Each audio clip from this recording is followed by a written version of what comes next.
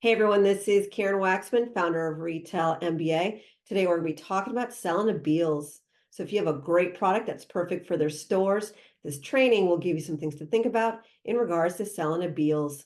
With that said, let's get started on today's training. So let's talk about selling to department stores. This is an interesting topic because usually I go based on individual retailer because every product is different, every retailer is different. So I like to explain individual department stores or whatever just to help you think through selling to them and what matters to them and so forth. But we're going to take the entire category as a whole of selling to department stores and give you some things to think about in regards to selling to them. First of all, department stores are not all the same. There are department stores that are ones that everybody knows about, and there's ones that a lot of people don't know about, but there's a lot of them. First of all of you know about Nordstrom, you know about Macy's, there's certain ones that you all know about. But what about the ones that are called the Bon-Ton or Belk or all these other types of department stores that are different? And there's so many department stores out there that you could be selling to today, but you might not know about them and or they're in different parts of the country.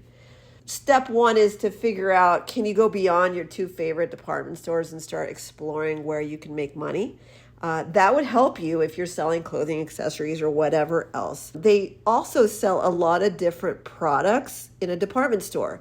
A lot of you guys are ignoring department stores because you are, I don't know, selling consumer electronics product or a sporting goods products or whatever, but there's a lot of money to be made in those department stores because they're throwing in all sorts of products because they have a large store format typically. When there's a large store format, that means that they have more wiggle room to buy new products and be able to put more new products into a store. And so department stores are great because they have so many different product categories, the kid division, all the things. And that can be an opportunity for a lot of you who don't think about selling to department stores. So that's another thing to consider when selling to department stores. The other thing is that there's discounted department stores versus high-end department stores. And unfortunately, if you have a high-end product, there's very few stores you can sell into unless they're either boutiques or whatever. Department stores, high-end ones, the ones that sell really high-ticket ones, there's not that many for you to sell into.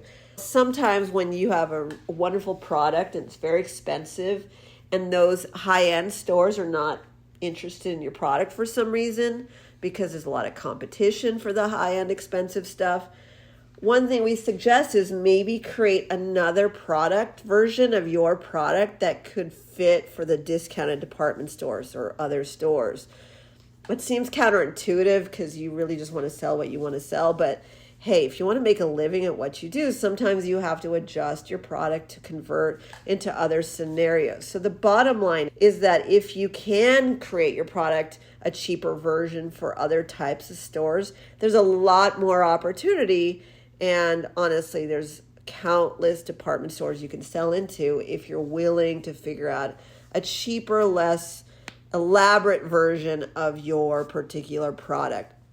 The final thing I'll say about department stores is that they are wonderful for people who are looking to get beyond specialty retailers. The reason I say that is I have a lot of clients who are struggling trying to get into specialty retailers, meaning the niche ones, the ones that are focused, hyper-focused on certain categories and so forth.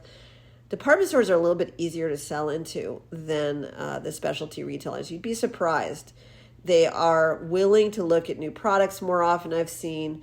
And if you're willing to look beyond the super exclusive high-end ones, a lot of the other department stores are open and willing to put lots of different products in their stores, which can convert into a sale. So if you've never thought about selling to department stores, definitely explore that option because I have seen over 20 years of doing this that department stores are actually a little bit easier to sell into versus, say, a specialty retailer that focuses on a certain audience and so forth. When they're more larger stores and they're just department stores in general, they tend to be able to buy a lot of stuff and they're less discerning.